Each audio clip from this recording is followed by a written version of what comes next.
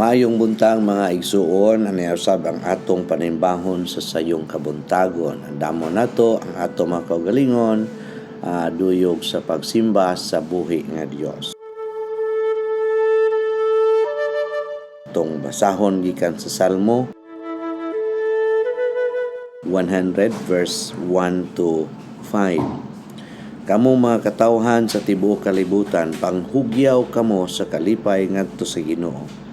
Alagarin ninyo ang Ginoo uban ang kalipay. Duol kamo kaniya nga nagahugyaw sa pagmaya. Ilhan ninyo ang Ginoong Dios.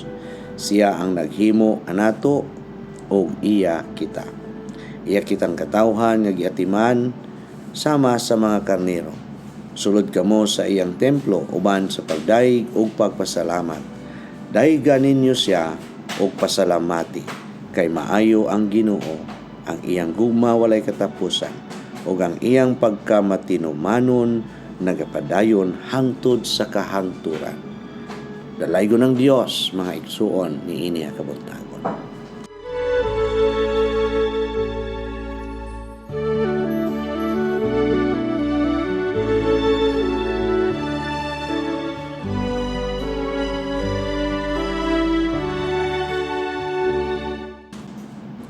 Magampo kita. Dalaygo ng silimbahon ng mga Dios. Salamat kaayo Ginoo. Sa laing adlaw, laing simana, laing bag-ong yugto sa among kinabuhi nga imong gigasa Ginoo. Salamat ni ining kagayunan nga imo kaming gidugtong bisan pinaagi ni ining bag-ong platform sa pagsimba gamit ang internet. Naot nga o Dios ni ining atak na sa among pagpakigdugtong diha kanimo pinaagi sa gahom sa balang espiritu.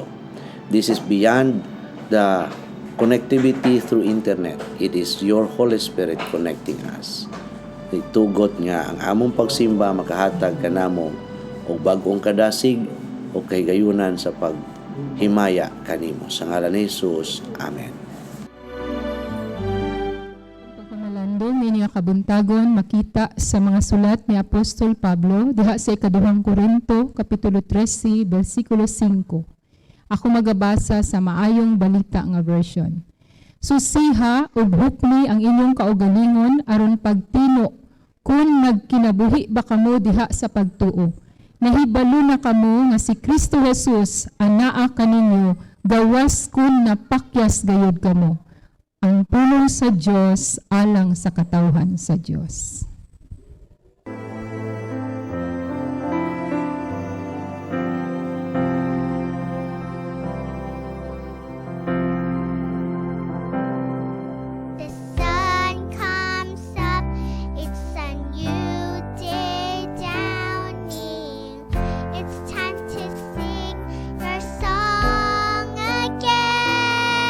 Whatever may pass and whatever lies behind.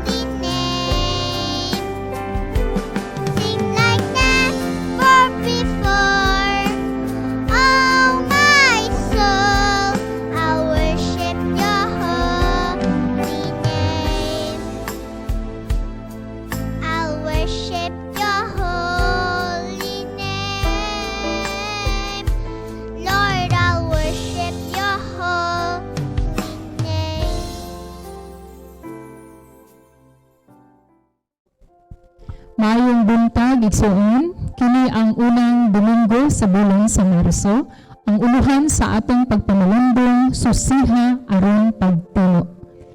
Adunay daghan nga pamaagi nga atong sulayon aron sa pagklaro kung anaa ba kita sa pagtuo. Nasayod kita nga wala kita naluwas tungod sa atong bunuhatan. Naluwas kita tungod sa grasya ug sa kaluoy sa Dios. Ug kini nga kaluwasan moresulta og kausaban. Matud pa sa 2 Corinto kapitulo 5 bersikulo 17, kay bisan kinsa nga nahiusa na kang Kristo, bag-o na siyang binuhat. Ang daan miagi na ug ang bag-o miabot na. Pipila ka tan-awon agi og pagsusi aron pagklaro kung anaa ba ikaw o anaa ba kita sa pagtuo. Una, anaa ka ba'y gugma alang sa Dios? Ikaduha, gugma alang sa pulong, ug ang ikatulo, gugma alang sa lokal na simbahan. Una atong tan-awon, gugma alang sa Ginoo o gugma alang sa Dios. Ang tao nga wala pa diha kang Kristo, walay gugma sa Dios. Sa pagkamatuod, nagasukol sila batok sa Ginoo. Matud pa sa Roma kapitulo 8 bersikulo 7, busa kaaway sa Dios ang tao nga kanunay naghuna-huna sa mga butang nga tawhanon, kay dili man siya motuman sa balaod sa Dios ug dili gayud siya makatuman niini. Mahimo nga ang usa ka tawo relihiyoso makita sa gawas nga siya nag-alagad sa Ginoo apon walay tinuod nga gugma sa Dios. Ang mga religious leaders sa mga Hudyo ana ay kadasig sa ilang relihiyon nga mao ang Judaism. Nasayra nila ang sinugdanan, ang tunga-tunga, bisan ang katapusan sa daang tugon. Gani, bisan pag-unahon sa katapusan, ulahi ang sinugdanan, suhito kaayos sila. Apan bisan pa niining tanan, wala sila nituo kang Kristo, ug wala sila tinuod nga gugma sa Ginoo. Ug mao kana ang giingon sa Juan kapitulo 5 bersikulo 39 ngadto sa 42. Matud pa, nagtuon kamo sa kasulatan kay nagtuonan kamo nga diha ni ana, makaangkon kamo sa kinabuhing dayon. Ang kasulatan mismo nagsaksi mahitungod kanako, apon kamo dili buot moari kanako aron unta makabaton kamo kinabuhi. Wala ako magkinahanglan nga daygon sa tao, apan ako nasayod na wala diha kaninyo ang gugma sa Dios. Unsa man ang pinakadako nga sugo sa balaod? May sugilanan diha sa bag-ong tugon sa Mateo kapitulo 22 bersikulo 36 hangtod sa 37. Diin adunay usa ka tawo nangutana kang Jesus nga miingon, magtutudlo, unsa man ang labing dakong sugo sa balaod na sa balaod? Sa Jesus mitubag, higugmaa ang Ginoo nga imong Dios sa tibuok mong kalag ug sa tibuok mong huna-huna. Mao kini ang pinakadako nga sugo. Higugmaon ang Dios. Kung kita nga anak kang Kristo, kita luwas na, atong ihatag kaniya ang gugma. Ang Roma kapitulo 5 bersikulo 5 nag-ingon, dili gayud kita takyaso niining paglauna kay gibubo man sa Dios ang iyang gugma sunod sa atong mga kasing-kasing pinaagi sa Espiritu Santo nga gasa sa Dios kanato. Meaning, dili lisod alang kanato ang paghigugma kaniya tungod gibubo na kini sa Espiritu Santo ingon nagasa sa Dios kanato. In 1 John chapter 4 verse 19 it says, we love Him because He first loved us. Ug nailhan sa Dios ang mga tao nga nahigugma kaniya. Matud pa sa 1 Corinto kapitulo 8 bersikulo 3, ang kaluwasan gipamatud-an sa paghigugma sa Dios, sa iyang kabuhatan, sa iyang pagkabalaan, sa iyang himaya, sa iyang pulong, ug sa iyang kabubuton. Kung nahigugma kita, buot nato nga maduol sa atong ginahal, to spend time with them. Ug kung malayo kita kanila, magapangita kita og higayon o panahon nga mahiduol pagbalik kanila. Ang kauhaw sa Dios ilhaman sa atong gugma kaniya. Matod pa sa Salmo kapitulo 42 bersikulo 1 ug 2. Ingon sa nangambay nga lagsaw sa kasapaan, nangambay usab ako kanimo o Dios. Giuhaw ako kanimo o buhang Dios. Kamus aba ako makaduol o makasamba kanimo? Kung kita luwas na, atong nadawat ang paghigugma alang sa Dios na nagpamatuod na kita uhawon. Minawon kaniya. Ang mga tao nga wala pa diha kang Kristo, wala niini nga pagpangandoy. So isa kini igsuon nga basihan sa ato ang pagsusi kung naabata sa atong pagtuo o kung nining mga panahon na naaba kini nga pagbati, ingon nga expression sa atong gugma sa Dios. Ginadesire ba nato ang presensya sa Ginoo talingala sa atong kahimtang karon, dunay protocol naabataan ang desire. Gusto ko maadto sa simbahan mismo sa paninulay sa Dios. Gusto gid nako nga didto nako siya pag-awitan sa ako mga pagdayeg. O gusto gid nako nga didto mismo sa sulod sa iyang balay alampuanan nako siya istoryahon. Anaa ba kaniini mga igsoon? Anaa ka ba niini igsoon? Sama sa pipila ka mga igsoon nato. Ngadtong panahon sa lockdown, ningo nagig kaayo ang ilahang ekspresyon sa ilahang kaugalingon nga wa sila nakasulod sa balay alampuanan o diha sa balay sa Dios. Ikaduha nga pagsusi, gugma alang sa pulong. Ang tao nga wala pa kaniya si Kristo, walay gugma sa pulong sa Ginoo. Matod pa sa Juan kapitulo 3 bersikulo 18, ang tanan nga mutuo sa anak dili silutan, apan adtong dili mutuo kaniya, di silutan na kay wala siya mutuo sa bugtong anak sa Dios. Gisilitan na tungod sa walay pagtuo sa anak. Ang silot na nga, wala kanila ang gugma sa pulong. Walay gugma sa pulong. Walay gugma sa pulong sa Dios. Hinuon kita nga luwas na, kita nga madawat kang Kristo ang personal nga maluluwas sa kinabuhi, nagapangandoy na mailhan pagayod siya pinaagi sa pagbasa sa iyang nga pulong. Gipadayag sa Dios dili kanato ang iyang kaugalingon pinaagi sa iyang pulong.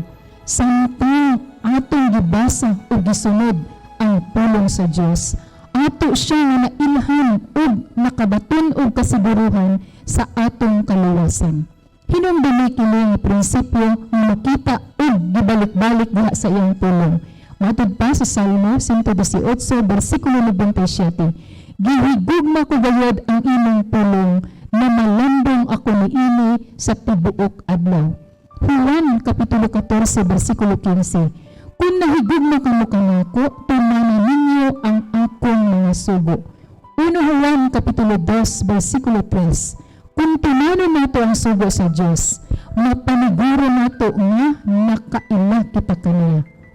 1 Juan kapitulo 3 bersikulo 24, ang nagtuman sa mga sugo sa Dios anaa sa Dios ug ang Dios anaa kaniya.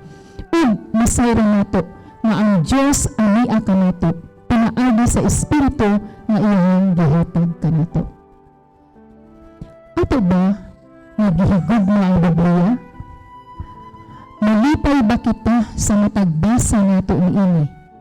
Matod pa sa una nga dili pa uso ang mga gadget nga didto nato basahon ang mga mensahe sa atong mga minahal.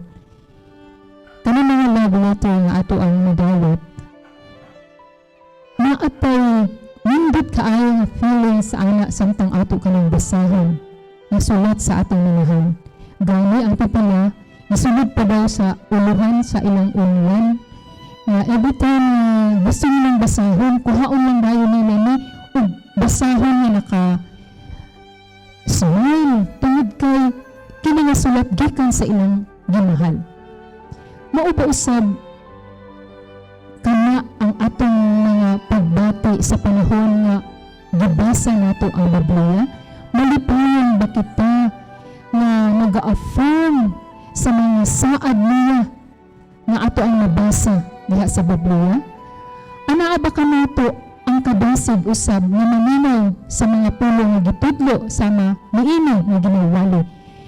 Naabot tay full attention sa ato ang kaugalingon sa panahon nga nagapaminaw kita sa mga wali. Masinugtanon ba kita sa pulong sa dihang naay mga pagmando nga buhaton nato isip iyahang mga minahal? Masinugtanon ba kita niini? Igsuon, dili lamang ang paghigugma sa pulong sa Dios, apan willingness nga sundon, buhaton, ilhanan usab sa tinuod nga mga magtotoo. Ikatulo ug katapusan, gugma alang sa lokal nga sambahan. Efeso kapitulo 5 bersikulo 23. Mga bana, higugmaa ang inyong asawa, ingon nga gihigugma ni Kristo ang iglesia ug gitugyan ang iyang kinabuhi alang niini. Ang katawhan nga nahisalaad dili buot moadto sa simbahan. Daghan sila og rason aron dili makaadto sa simbahan. Hinuon nila nga busy ang ilang schedule sa matag adunay buluhaton alang sa Ginoo. Apan ang Hebrehanon nagpahinumdom alang kanino ingon nga linuwas. Kapitulo 10 bersikulo 25, dili nato undangan ang batasan sa panagtigon sama sa gibuhat sa uban. Magbasigay hinuon kita, labi na kanisayod kamo nga hapit na moabot ang adlaw sa pagbalik sa Ginoo. Ang magtotoo nakasabot sa bili sa kaayuhan, ingon nga aktibo nga parte sa lokal nga simbahan. Ang simbahan dili lamang usa ka building o institution. Ang simbahan katawhan, niluwas nga katawhan nga sakop sa Ginoo o gipanag-iya sa Ginoo. Dili kita pwede nga mahigugma sa Dios apan wala nato higugmaa ang local church.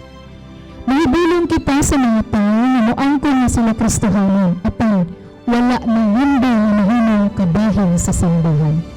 1 Juan kapitulo 3 bersikulo 14 nag-ingon, nasayod kita nga nakalapas na kita sa kamatayon ngadto sa kinabuhi, kay gihigugma man nato ang atong isig katawo, apan ang wala mahigugma anaa sa kamatayon. Di lamang kining tulo, gugma alang sa Dios, gugma alang sa pulong, gugma alang sa lokal na simbahan. Ang pagsulay aron pagklaro o pagtino kung kita anaa ba sa pagtuo, ingon nga mga linuwas. Apan mao kini ang mga importante nga pangatana. Gihigugma ba nako ang Dios? Karon, mga pangutana imong kaugalingon, gihigugma ba nako ang Dios? Gihigugma ba nako o gisunod ba nako ang iyang mga sugo? Gihigugma ba nako ang local church? Tungod niini akong gihigugma nga akong mga kaubanan sa simbahan o nahimo akong kabahin.